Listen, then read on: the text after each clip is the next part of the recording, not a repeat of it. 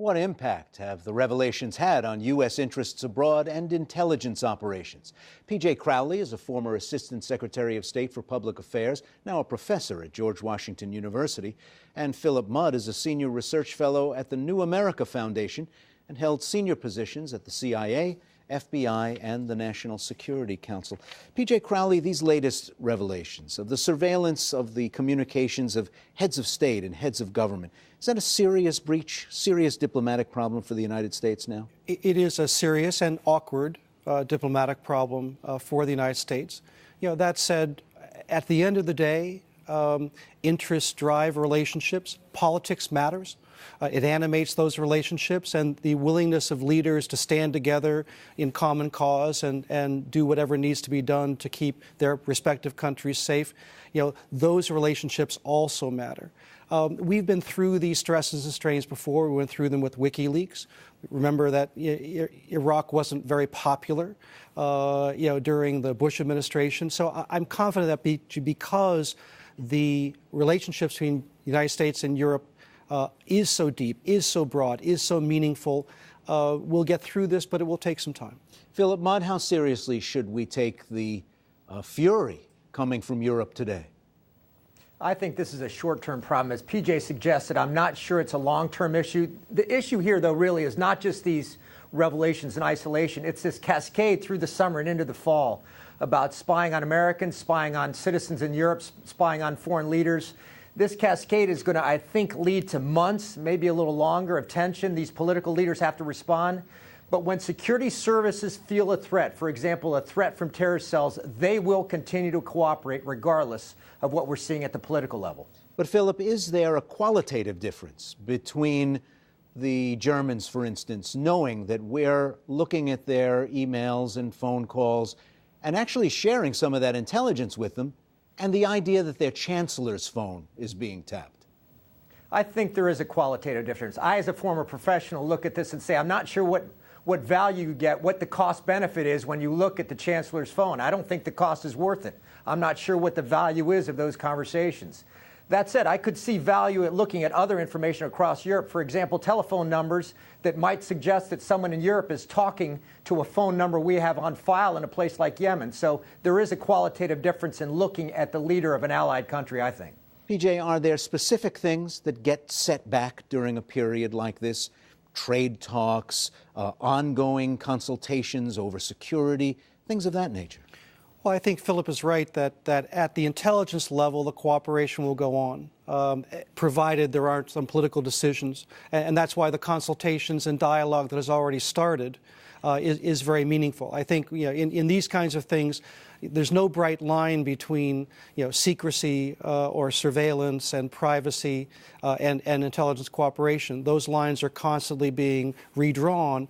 And so, I'm sure that there's been political guidance given to the U.S. intelligence communities already.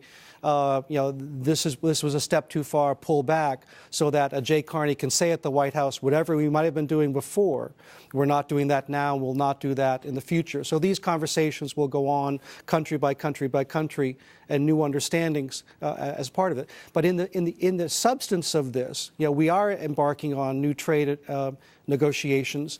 Privacy issues are something that will be negotiated. There is a difference of view between the U.S. side and the European side on where that line is drawn. And I'm sure this will have an impact in terms of the tone and substance of these negotiations going forward. Philip Mudd, even amidst news of bugging high-level phone communications, Prime Minister David Cameron in the UK said that this is signaling to people who mean to do us harm how to evade and avoid intelligence and surveillance and other techniques, that this is a setback in part because it tips the hand of international intelligence agencies as to how we're doing this. Is that a loss from these revelations? I think it's a potential loss, but let's not overplay that. There's a big difference between what you're collecting, the phone calls of a leader, or the phone calls of citizens in countries like France, and how you do it. This is more a conversation about what we're doing. It's embarrassing. I don't necessarily think people are learning about sort of the pipes of how we collect this kind of information in a way that could allow them to avoid our surveillance. And furthermore, I'm not sure a terrorist could look at this and say, hey, they've given me a clue about how to communicate more securely across the terror network. The embarrassment here is what we're doing. It's not how. Do you agree with that, PJ, that in effect there aren't trails that go cold from this kind of thing? Why don't you just get rid of all your cell phones if you know that the NSA might be listening to the ones you've got?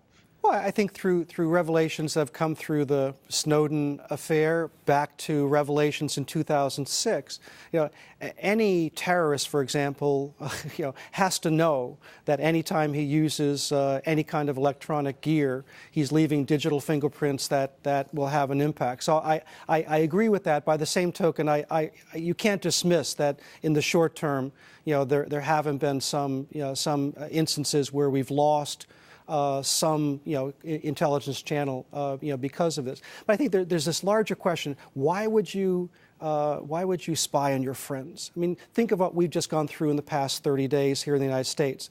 A political circus surrounding the debt, closing of government.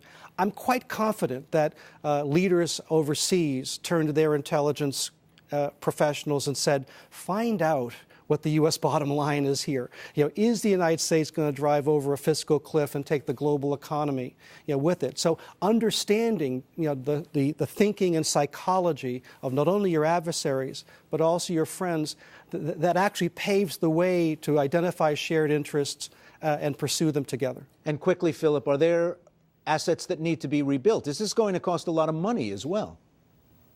I think it possibly will. When you look at the adversaries we really worry about, that is things like international crime syndicates, terrorists, they're going to be, in my experience, they're going to be studying this very closely for tactical clues about how they avoid this. It's not this instance in isolation that the chancellor's cell phone was intercepted. As PJ said, if you're a terrorist and you don't know your cell phone's being intercepted, you're not a very good terrorist. It's the cavalcade of information over the summer that a terrorist is going to look at in the internet and find clues about how to avoid us. That'll cost a lot of money to catch up over time. Philip Mudd and PJ Crowley. Gentlemen, thank you both. Thank you, Ray. Thank you. Online, our chief foreign affairs correspondent Margaret Warner writes about the so-called Five Eyes countries, the U.S. and 4 allies who have agreed not to spy on each other.